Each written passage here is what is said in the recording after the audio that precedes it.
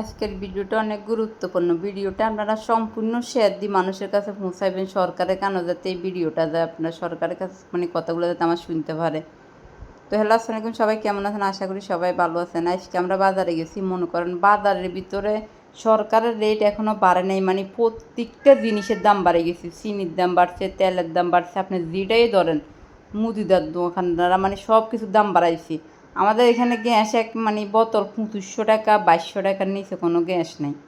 তো সরকারও তো এত টাকা রেট দেয় না। সরকারে গ্যাসের বোতল দিচ্ছে 2300 টাকা, 1700 টাকা।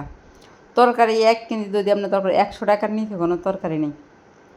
মানে হেরার মর্জি মতন যা চাইতেছে তা মনে করে দাম বাড়তে। তো এইভাবে তো সাধারণ মানুষ আমরা কিনি খেতে পারতাম না। মানে আমাদের মতন অনেক গরিব মানুষ আছে, অনেক সাধারণ মানুষ আছে, কীভাবে কিনি খেবো বলেন? সরকার যদি আমাদের মানে এই ভিডিওটা আপনার পৌঁছাবেন, সরকারের যাতে বাজারের দিকে খেয়াল রাখে, সাধারণ মানুষের উপরে যাতে এ জুলুম না করতে পারে, মানে বাজার সদার দিকে যাতে তদারকি থাকে, এটা যাতে সরকারের কানে যাতে ভিডিওটা আপনারা পৌঁছাবেন, যাতে সরকারের ভিডিওটা দেখতে পারে সবাই, মানে বাজারটা যাতে নিয়ন্ত্রণ থাকে। সাধারণ মানুষের ক্রয় ক্ষমতার বাইরে চলে যেতেছে সব কিছু।